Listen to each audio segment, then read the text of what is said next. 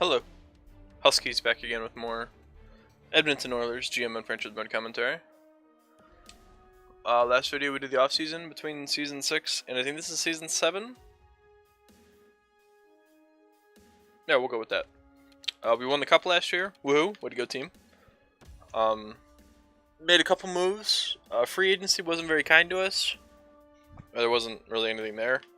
We ended up trading William Nylander to... I don't remember where McLeod was. I don't think it was Washington. It might have been Washington. For Ryan McLeod. McLeod's a good two-way forward. He's got a good shot. He's got good offensive statistics, so he could honestly be a sniper. But I've got Philip Forsberg on that line. And then we also traded Vikland. I don't remember his first name. I think it's Henrik. For Austin Matthews. We'll see if Austin Matthews is a big stat producer. He hasn't had the greatest of seasons. Oh, no, I shouldn't say that. 74, 72 points. We'll see if he can bring the success here. I think playing with Forsberg and McLeod will be a good fit for him. Or it could be Velarde on that second line. It depends. Forsberg could very easily go back to the first line if Velarde is struggling. Velarde struggled in the regular season. I mean, he had 65 points with 28 goals, but he really shined in the playoffs with 18 and 24. I mean, so did Forsberg, though. Forsberg really took over in the playoffs. 26 points. He won the Conn Smythe. So we'll see how it goes. We're attempting to pull the Pittsburgh Penguins and repeat. One thing that isn't very encouraging is that I just simmed the preseason, and if you look up here, you see, let's see, that's 0-3, and that's 0-6. So we did not win a single game in preseason. Usually when that happens, the team wins like 65 games. So we'll see. First game against Edmonton, or I'm sorry, Anaheim. Ryan Nugent-Hopkins taking the face-off against his old team. All right, Connor McDavid's already on the board to start the year. That's what I want to see. Cam Fowler, not the whatever. Alright, 1-1. We got this. Like I said in the last video, easy game, easy life. Oh, power play. I'm still surprised that I can't get the power play to work with this team. All of the offensive talent this team has, we have 97 offense coming into the season, and our power play is like bottom tier. We're going to overtime, game 1. Hey, Hayden Fleury gets the W for the Edmonton Oilers. Korpisalo with a big game to start. I have Korpisalo, right? Yeah, because we just put against Gibson. So this is going to be another one of those just probably sim to the playoffs type seasons. The team's pretty much set. I don't have any interest in making deals because I don't think we can honestly improve without hurting us or hurting ourselves. So yeah. I'm trying to think of something to talk about. I guess I could talk about my my hockey experience from Monday night. It's kind of shitty, but kind of funny at the same time. I play a lot of men's league roller hockey, as you've seen probably from the videos that I've uploaded. And it's just beer league. Like there's nothing like too good about it. It's just decent hockey to play every week. But what has happened over the past couple months is there's a team in my Monday Night League that has a family that is from the area with a very good hockey pedigree. Now, none of them are professional players, but there's 4 kids. 3 of them played Division I college hockey, and the 4th one, the youngest one, just got done playing in Sarnia with the Sting in the OHL. So, safe to say... they kind of shit on everybody in this league because, well, it's a men's league and we all suck, as opposed to, you know, D1 hockey players. And if you're not from the States, D1 means Division I is the highest level of college hockey. And the OHL, obviously. He's in the guy's in the fucking video game. He's on the Sarnia Sting. His name's Jordan Ernst. Kid's a fucking dickwad. Sorry, a little frustrated. When you're up 12-3, and the team you're playing against with the 9-goal lead pulls their goalie just to stomp it out even more. I don't. That was one of the first games I've ever skated off of early because I did not have any interest in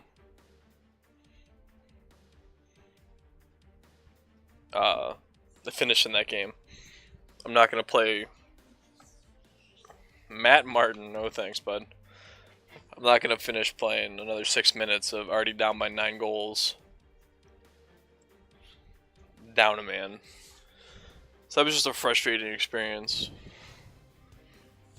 I don't understand why people see the need to stack their teams for men's league. Like, there's not even a prize. Like, if there was a prize at our season, like there was a cash prize or something, I would understand it. But we don't even get anything if we win the league.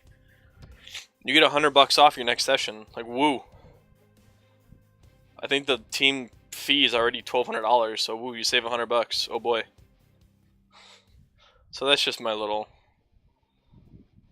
gripe. And it's just, he is like I don't know if anybody that watches my videos plays ESHL, but you know that there's that player in ESHL that's number 69. He's got the bright green tape. He's got the green laces. He's got the tinted visor, like, tilted up to the sky. That's this guy in real life. He has bright green roller pants. He's number 69. He's got the visor pointed to the sky. Oh, it's just so... sorry. I'm venting. It's just so frustrating. So frustrating and annoying. But enough of that. Enough of my real world hockey problems.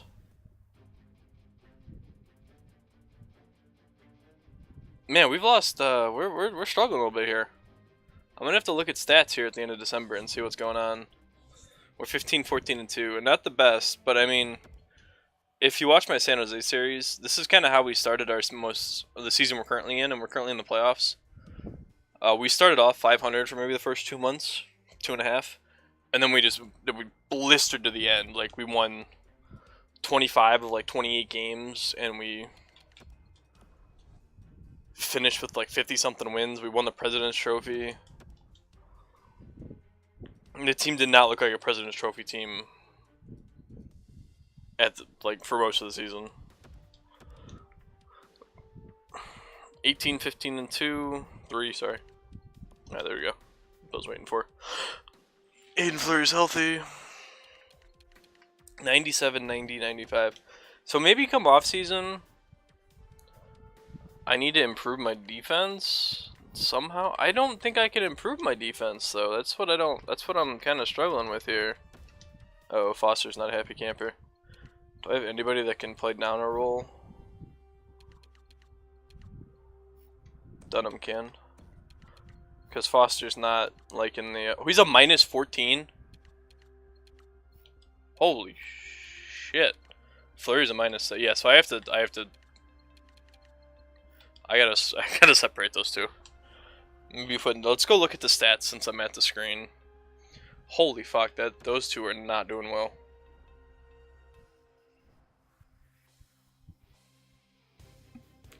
Alright, so McDavid's looks like he's having a good year. 37 and 36. Vesalainen has 34. Velarde has 32. Matthews has 28. McLeod and Forsberg 24 and 22.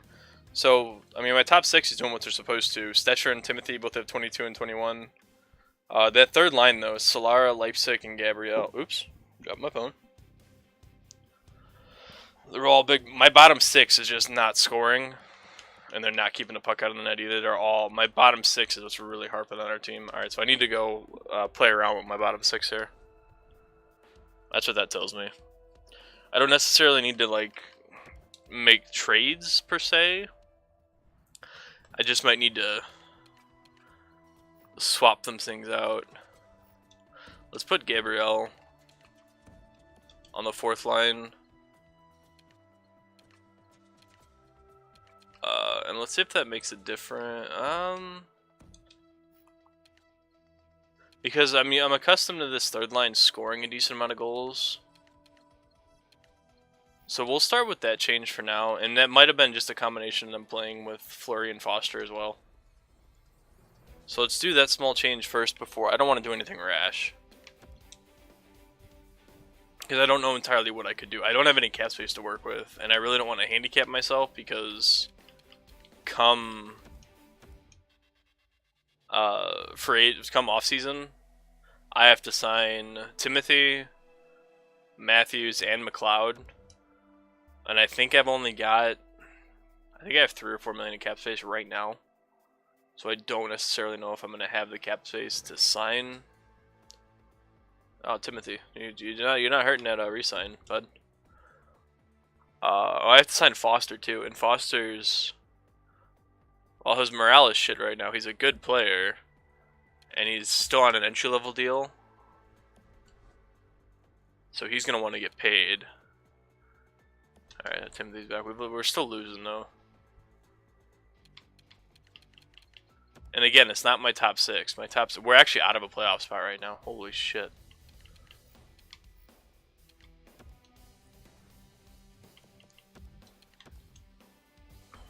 Alright, so let's see. What are we working with here?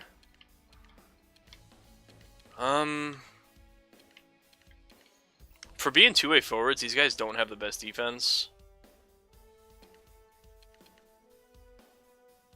So maybe that's what I need to do. Maybe I need to look into possibly making some deals for some bottom 6 guys that play, not so much have better overalls, but play more of a defensively sound game. Because like I said, my top 6 is doing well. It's my bottom 6 that's struggling. This is what I'm going to run into, though, is there's not going to be...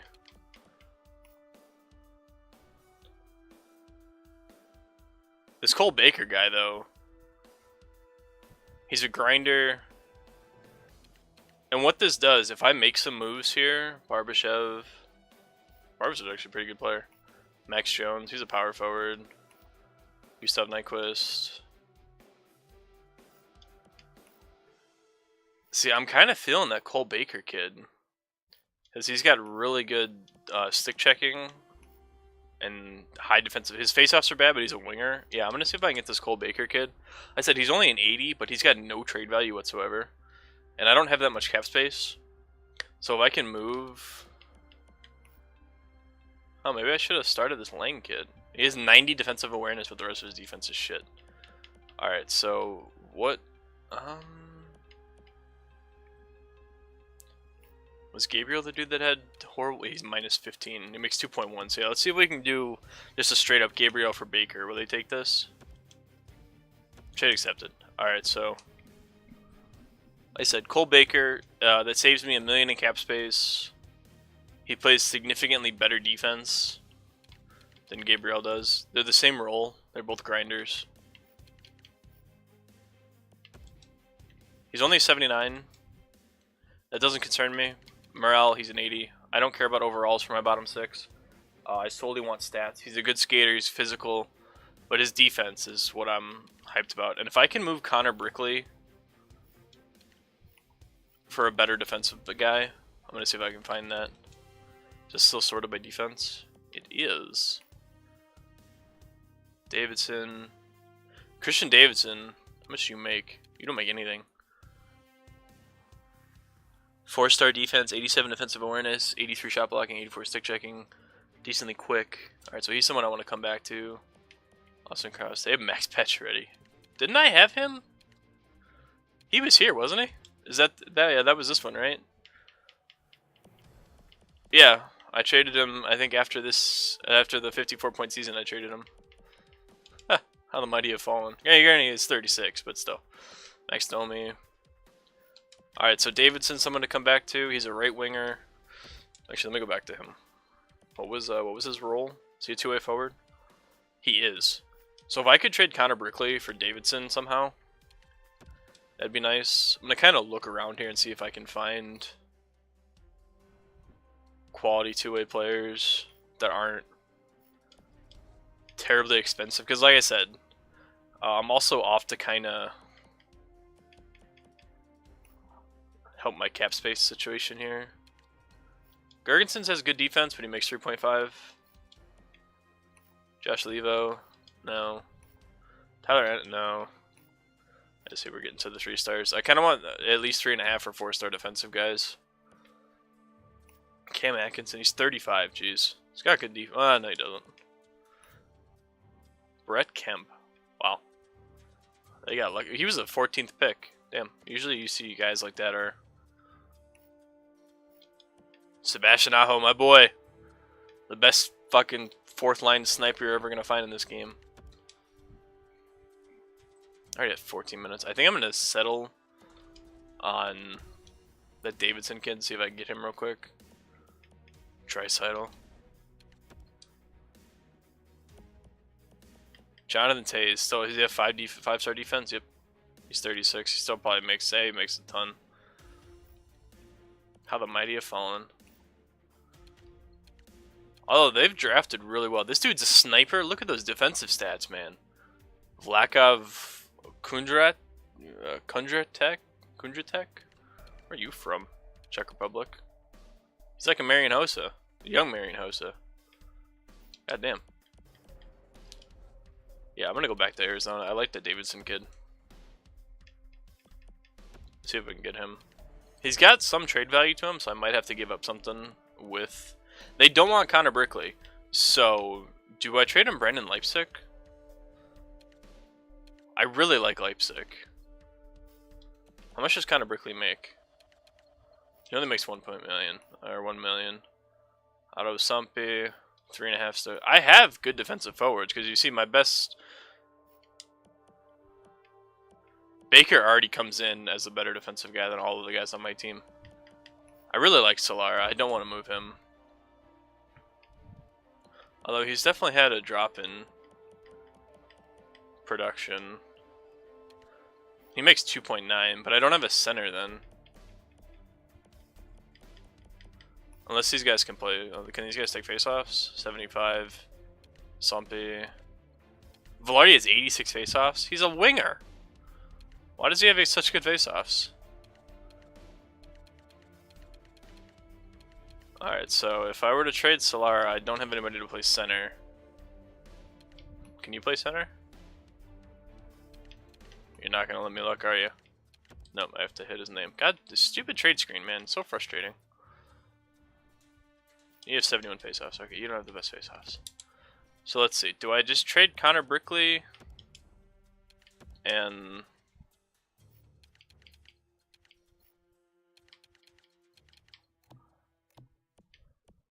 do you want Kreisky? He is an RFA. Should you just want Kreisky? Can I get a pick back for him? Can I have a third? Third and Davidson for Kreisky? That's gonna be too much. Yeah. How about a fourth? Just kind of stock up here. We have fourth and Davidson for Kreisky. Trade rejected. Alright, so let's just do Kreisky for Davidson. Alright. Well, Kreisky was never going to be on this team because he wanted to sign an RFA deal. So that might... What that does is that takes Connor Brickley off the team. Not off the team, but it scratches him. Yeah, so let's put Davidson in. And let's actually put Davidson...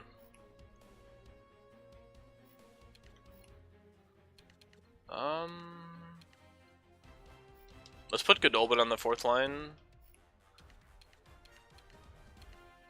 Oh, Leipzig's a second line forward. Get out of here. So Davidson, let's actually put him on the right sides. Alright, so we have everybody playing in the right positions. We have a solid bottom six grinder with good defense. 95 stick checking. That's insane. And then we traded also for Christian Davidson. Not as high of stick checking, but just better across the board than so I think our defense is significantly improved. And once morale kicks in for these guys, they'll both be 80s. So we'll be good. Solara is gonna... He's probably not gonna be happy playing in that fourth line. But I think Sumpy is a better fit for the third line. So we'll see if that fixes anything. Like I said, my top six is doing well. But yeah, I'm going to go ahead and end the video there. Next video we will finish off the season. And maybe do the first round of the playoffs. We'll see. But as always, feel free to comment your opinions on my moves. I know they weren't blockbuster deals, but I think they were solid deals. Kreisky was an RFA that was not going to sign, so I got something for him. And Gabriel just sucked. So, or Gabriel, whatever you want to call him. But yeah, remember to leave a like if you enjoyed the video. Always optional, never a requirement. And as always, thank you for watching. And I will see you in the next one.